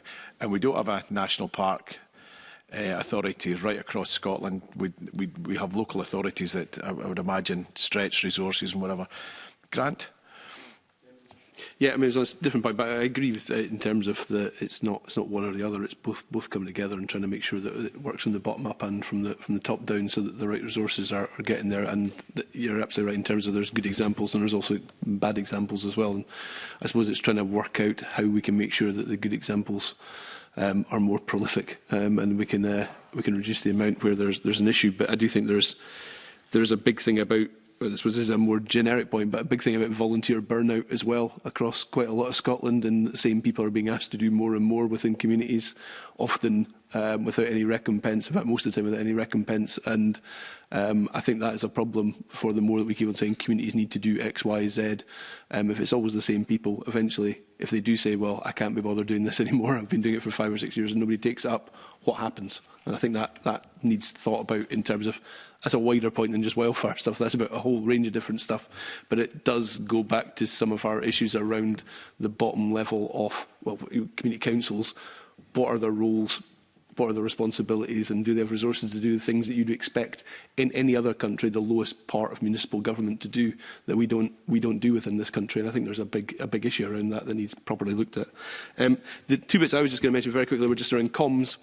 Which is, I think it's about, one of the other things we need to do is get better at communications around wildfire stuff in general, because I still think there's a generic thought that Scotland's a really rainy country and wildfires are not anything to do with us. It's something that happens in Spain, maybe in Canada and other places, but it's certainly not an issue in the UK or Scotland. And I think that's a prevalence that's in the general population. We need to think about how we can crack that one. And I think there's something about also just making sure that it's part of the work that we do on the education side of things. And I know we do that through things like the Junior Ranger programmes and stuff, but I think there's that wider thing about how, when we're talking about adaptation, maybe when we're talking to schools about flooding and climate change and other things, that wildfire is part of that as well, in terms of what people know about within that. So I think there's other bits that we need to think about, but I do think that general Scottish population, it's a rainy country thing, is something that's quite a big hurdle to get over. Robin. Illustrate that point about community burnout. One of my other hats is I'm chair of our community association in the village, and we have done a huge amount of work, and we're now, for instance, much more resilient to storms, and the village hall is a community hub that can cope with that. But that has been the limit of what we can do, because there's only a certain number of people in the village who are willing to commit the time. And if we were in a fire-prone area or a flood-prone area, then we might have that push to do more, but it would be really hard because the number of people who are engaged is relatively small. Michael, did you want to come back? Just a question that's come around again via Grant, which is that this question, why is our main fire season in the late winter, spring period?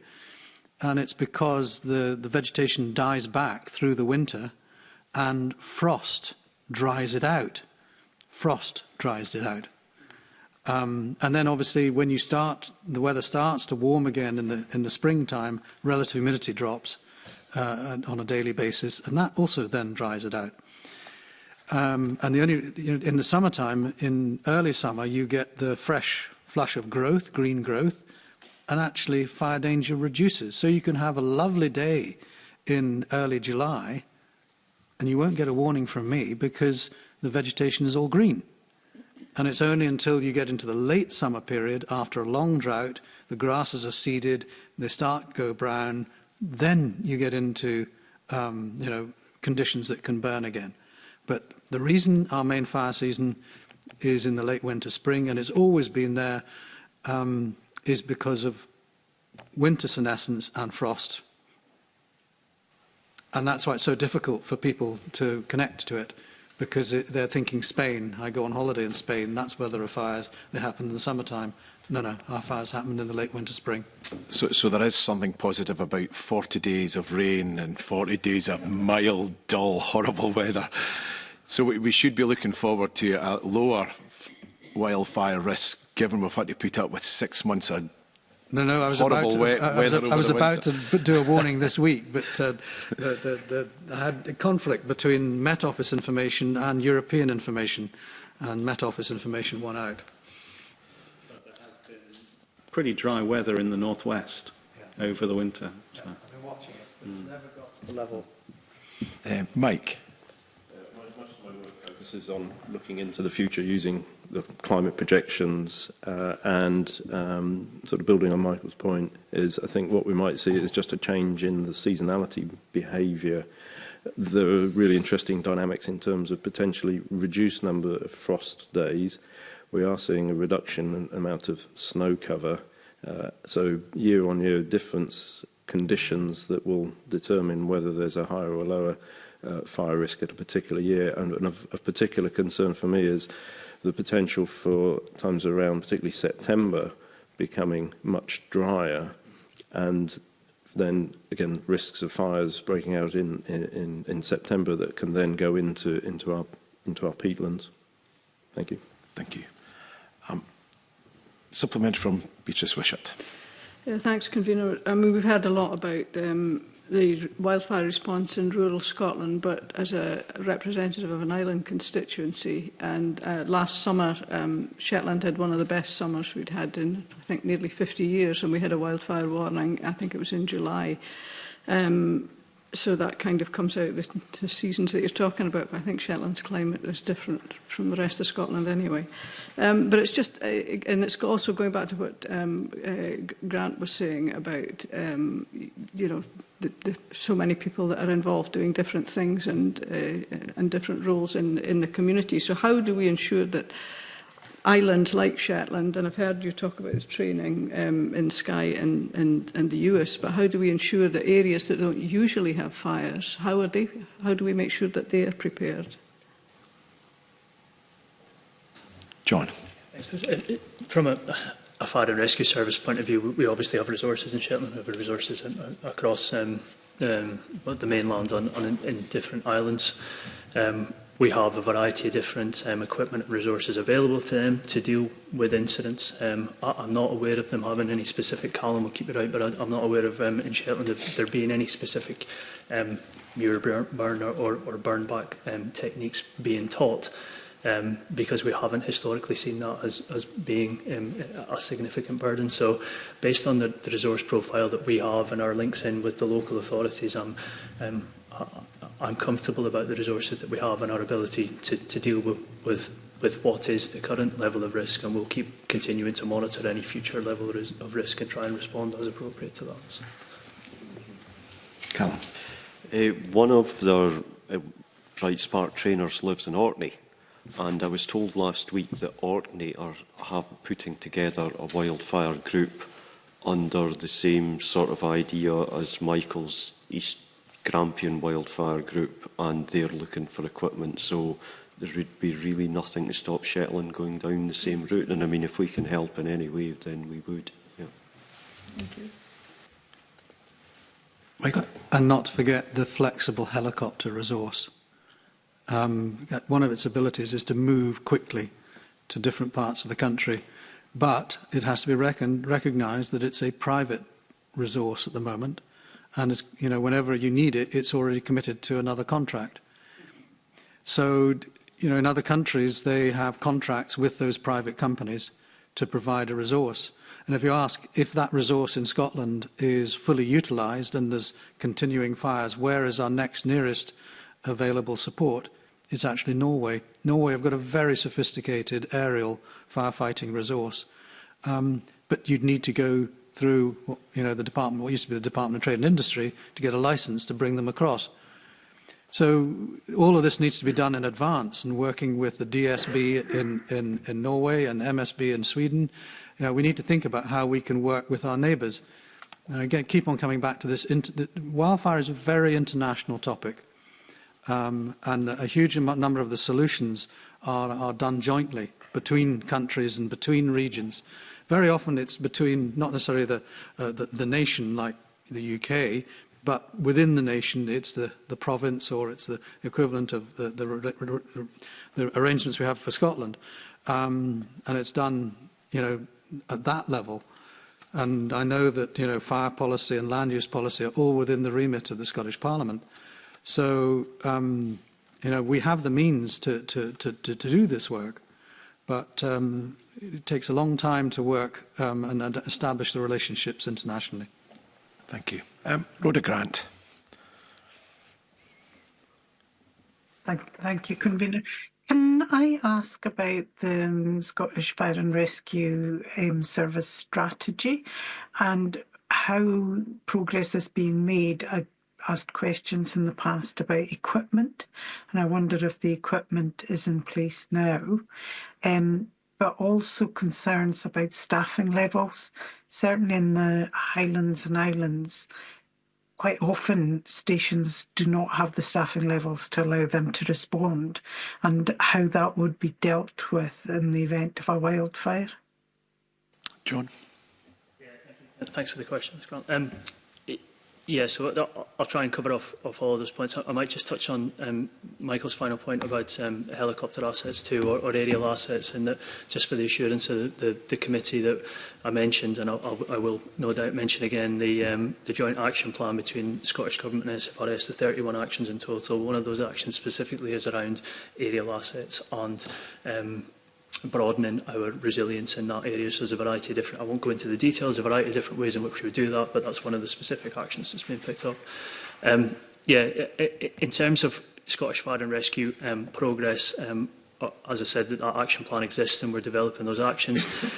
We've specifically brought a couple of additional resources on board this year. So we have a tiered approach to our wildfire response in a general sense. So our Tier 1 response is all of our stations, of which we have 350 plus bases across the whole of Scotland.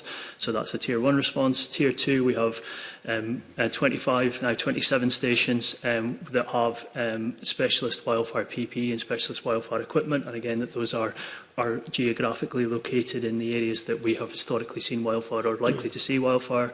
Our Tier 3 response includes 10 stations with all-terrain vehicles, again, geographically located in the correct areas. And then our Tier 4 response is 14 tactical advisors who have specific training and work with some of the companies that we talked around in terms of backburner techniques, muir burning techniques, linking to the National Fire Chiefs Council and the work that's going on nationally. We also have an ability to draw resources from England should we need them at any point too. So, and those additional stations that we've brought online this year are one in Thurso and one in Lockerbie.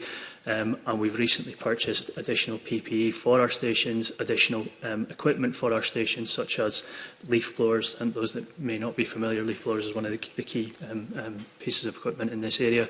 And our tactical advisors have recently developed an app, a mobile app that works with tablets that allows them to track where resources are on an incident ground and where risks are on an incident ground, and how we manage those things going forward. So significant amount of progress being made, but that action plan is still developing and still progress needs to be made further along those lines. In terms of our overall resource and structure, as I said, we've got 350 plus locations across the whole of Scotland, and many of those locations, 80% of our landmass is covered by on-call firefighters, so many of those stations are on-call firefighters, and we constantly support their availability and manage their availability and try and make sure that we have means in place to support the availability to be as full as it possibly can be. How that interacts with incidents such as these or other types of incidents where we tend to get a run-in, or we tend to get an early warning, is, as Michael mentioned previously, we will mobilise resources to areas where we know we have issues with or where we've had warnings. So we will bolster resources. Having a national fire and rescue service, or somewhere that covers the entire country with that 350 stations to choose from, gives us a real benefit of being able to do that. So we could move resources from the central belt, we could move resources from the borders to put them into the locations where we need them to be. So it's there's no kind of one clear answer. It's a variety of all of those things working together, and I think that puts us in a very solid position. But we don't rest on our laurels at any given moment. We're always trying to develop that and always trying to improve that as we move forward. Thank you. Okay, Rhoda, did you have another supplementary to that?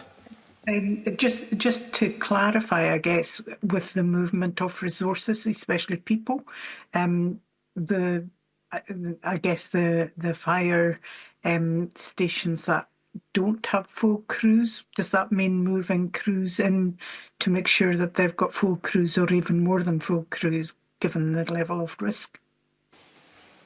Yes, it can move. It can mean either moving specifically a fire appliance or some of the specialist resources that we've said into strategic locations, or it can mean moving personnel into those locations that have resources. So we also recently just purchased a variety of different personnel carriers, effectively to move people to the places that we need them to be. So yeah, in answer to your question, it's a bit of all that. We have all of those tools available to us. So.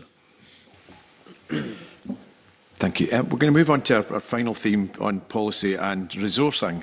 I know we've touched on that a bit just in the last section, but questions from Ariane Burgess.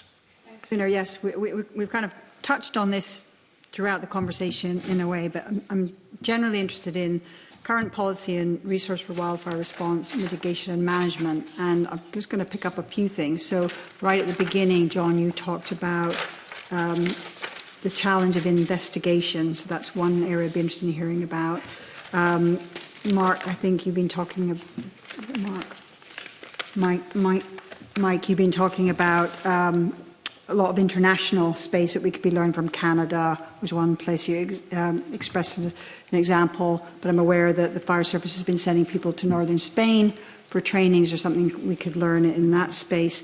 And just in general, there's been a mention of this wildfire oversight group, which I think came out of the summit. Is that where that came from? And there's been quite a lot of recommendations. I think, John, you've referred to a number of cases where I think we've covered. I've been ticking off things that we've covered here. But, for example, and this is not to you, but generally there's a point here that there was a commitment out of that summit for expanding and overcoming challenges with the community asset register, which is a bit opaque for me. So I'd be interested to understand that a bit more. But yeah, so. But I've highlighted a few things here, but if there's other things around what is a key policy that this committee needs to kind of flag up or just bring to light. I think we've heard clearly resourcing is an issue, and I'm aware that the government did commit out of that summit to increase the SFRS's budget for 2026. I'd be interested to know if that's an adequate increase in the budget as well. John. Yeah. Thanks, Commissioner. Thanks for the question. I'll try and cover off a couple of those points, but if there's anything that you think I missed, please come back. Probably try not to start with a budget question, but finding myself compelled to start with a budget question. We're in the midst of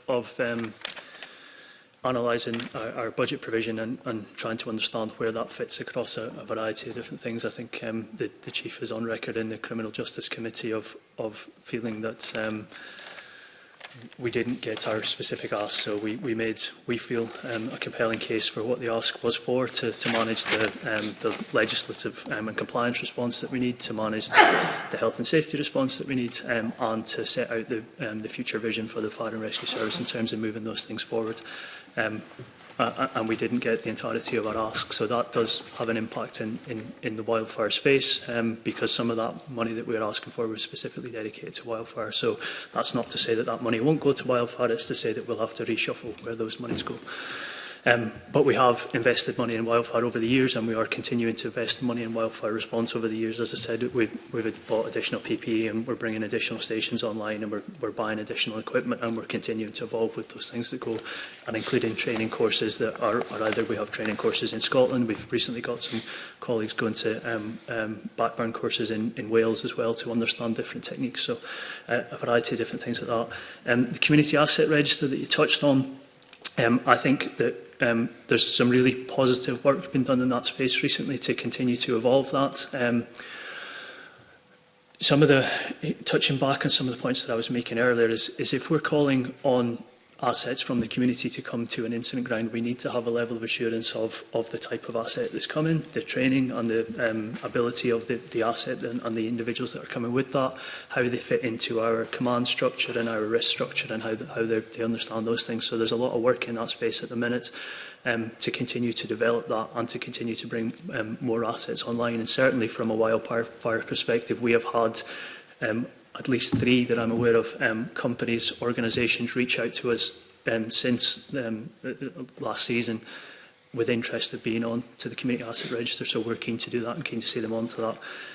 As I said previously, what we need to do is make sure that we're engaging with those assets and with land managers and estates and those things to develop a level of understanding of what the requirement from an SFRS point of view is on the incident ground, so what the expectation would be, how simple things like if we were going back to the fire drill, if we were going to evacuate, if we had to remove people, what would the signals be? Do they understand the terminology? Where would we go to? So all those things apply to the Community Asset Register too, but we try to do that preemptively, so before they can get onto the Asset Register, they understand those bits and can prove that, so that when we call upon them, we can, if we're calling upon them, we're calling upon them in a moment of need.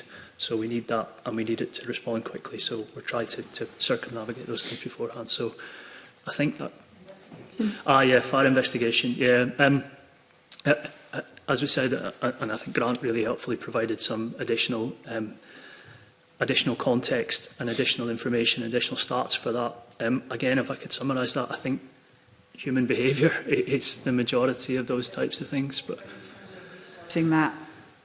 We have specific fire investigation teams within Fire and Rescue Service anyhow, so that we have teams across the whole of the country. So they're generally based roughly centrally, but they respond across the whole of the country, and they respond to incidents on any type of fire investigation that were needed, whether that be in a dwelling fire or a building fire or ultimately for a wildfire. As I said, wildfire is traditionally difficult to ascertain the cause of it. There are different countries have different methods of doing those things, but traditionally difficult to ascertain the cause of that. But that is an area that we continue to develop, and I certainly don't mean to trivialise it when I'm saying that, but what it comes back to is human behaviour. So if we can influence the human behaviour, whether that be a barbecue or a cigarette or any other type of fire, if we can influence the human behaviour, that's the key thing. And we've actually, Grant and I are both at an event in Pitlochry tomorrow, actually, a comms launch, a joint comms launch between the Scottish Government and some of the partners and SFRS about trying to influence those behaviours and have people think about the action that they're taking in those situations. So that isn't about trying to stop people enjoying the countryside or trying to stop people, having fun, and we definitely want people to be out and visiting these places, but just think of the potential impacts of their actions when they're doing that. Okay, and that actually brings up a point.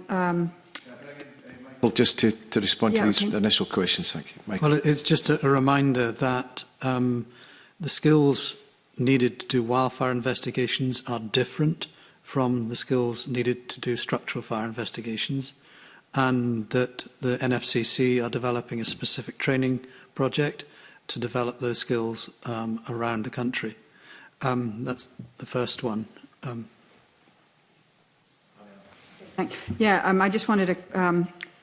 You're talking about the Pitlochry event, and Grant, I wanted to come to you around policy. And so you've got the first bylaw around the barbecue prevention. Do you think that's a policy area that we need to be looking at more in terms of behaviour change and making people more aware?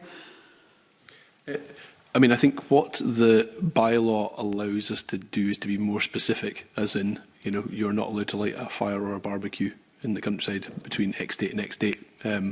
Under the Scottish Outdoor Access Code, that is obviously more tricky because there's some caveats around that currently in terms of what SOAC actually says. So, from our point of view, it allows our comms message to be much clearer. And we'll be doing an awful lot of comms around this over the next month as we lead up to the introduction of the bylaw. I think the resourcing point is quite an interesting bit around that, and that was a conversation we had at the Murray Summit the other day, which is that we have 20 National Park Authority rangers who have the powers to then enforce that, and obviously in due course that will be able to be done through fixed penalty notice as well. And there's also another 30 rangers within the national park, some of which are grant aided by the Park Authority, others which are done by the private sector. I think the equivalent in Murray was that they had 1.5 rangers. So you can't just replicate, you can't just say, well, let's have a bylaw in Murray if you don't have the resources to then actually say how you're going to enforce that. And we're paying for extra police patrols and things like that within the national park as well. So I think there is something to look at in terms of once we've had a season of it, see how it's worked, because we're still in advance of it coming in and using that information. But if you are looking to do something either at different local authority levels or whether there's something at a national level in terms of what the access guidance might look like around fires in the future, I think you've then got to think about what resources you need to put in alongside that to actually make those changes, because it's not just a case of putting in something, you've got to be able to enforce it, and I think that's a key point. Is there the risk that it just looks like these awareness-raising campaigns are just so it looks like things are being done? Is there any evidence that these campaigns actually do stop wildfires? Well, we're doing quite a lot of work on basically what the whole point of the campaign that we're doing is about nudging people's behaviours. So yes, it's entirely aimed at changing behaviours, and that's mainly about trying to aim by. The campaign is going to involve local people from the area in terms of. I wouldn't start a fire because, and why they love the area. It's about trying to appeal to people's reasons as to why they don't want to ruin it. Most people don't want to come to a national park or anywhere else nice and light a fire and cause a wildfire. What they want to do is enjoy the place, and we can try and make sure that their behaviour changes a wee bit so that it's not seen as having a campfire is the be-all and end-all, or having a barbecue is the be-all and end-all. Then I think that's the key bit. But I think it does show that the evidence shows that if you get your campaigns right, it does work. John? Points from a fire and rescue point of view, outside the sphere of wildfire, we've had very successful prevention campaigns and a very successful prevention journey over a number of years, and communication is one of the key things for that. As Grant says, it's that continual nudge theory about trying to move people on that. There's no silver bullets, there's no one thing that's going to make all the difference. It's part of a system, but comms is a real key part of that. I don't think we've got any further questions, so we're almost bang on time. So it's taken me 5 years to do that almost, but that concludes our questions today. Thank you very much for the time you've given us. That's been hugely helpful, and hopefully some of the comments and views we've seen today will help form future government policy. I'm now going to suspend the meeting for 10 minutes to allow for witnesses to leave the room. Suspend the meeting.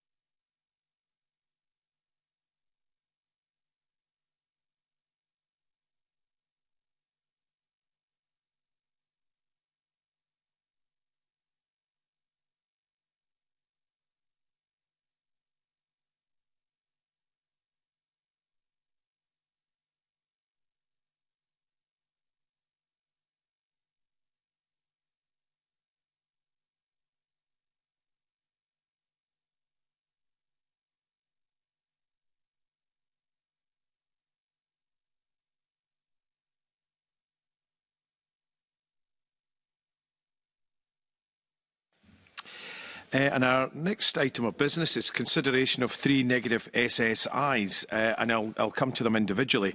So the first SSI is the Official Controls Location of Border Control Posts Scotland Regulations 2026, SSI 2026/61. Do any members have any comments? No. The next is the Seafish Prohibition on Fishing, Firth of Clyde Revocation Order 2026, SSI 2026/95. Any members have any comments? Ariane Burgess.